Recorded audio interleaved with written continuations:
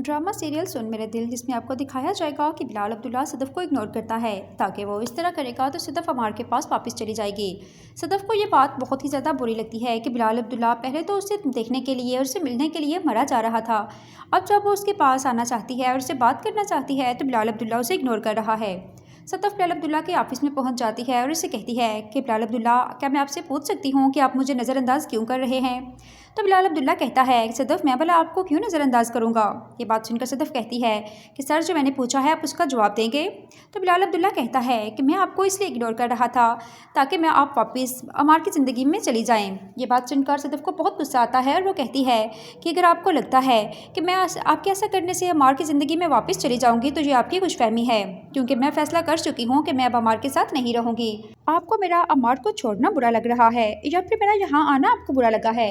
ये बात सुनकर बिलाल अब्दुल्ला कहता है कि सदफ़, कैसी बातें कर रही हो? मुझे तुम्हारा यहाँ आना क्यों बुरा लगेगा? सदफ़ कहती है कि मुझे साफ नज़र आ रहा है, लेकिन आप ये भूल जाएं कि मैं अब अमार के साथ वापस उसके घर में जाऊंगी। अब जो मेरा दिल करेगा मैं वही करूंगी। ये कहकर सदफ़ वहाँ से गुस्से से चली जाती है और पहुँच जाती है अमार के घर और उससे कहती है कि जब मैंने तुम्हें कहा है कि मुझे तुम तलाक दे दो तो फिर तुम्हें तलाक देने में क्या मसला है? अमार कहता है, सदफ़, मैं तुम्हारे बिना मर जाऊँगा।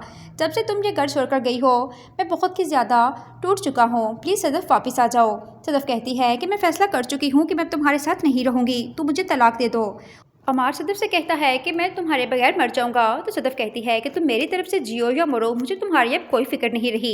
मुझे तुमसे तलाक चाहिए और ये मैं लेकर ही रहूँगी। सदफ़ से कहकर घर वापस आ जाती है।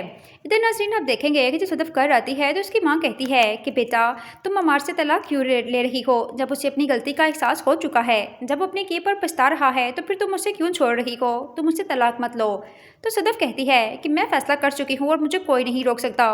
सदफ़ की माँ उसे कहती है कि देखो बेटा, एक मर्द को छोड़कर जब तुम दूसरे मर्द से शादी करोगी तो वो भी एक मर्द ही होगा, इसलिए यही बेहतर है कि तुम अमार के साथ वापस घर चली जाओ।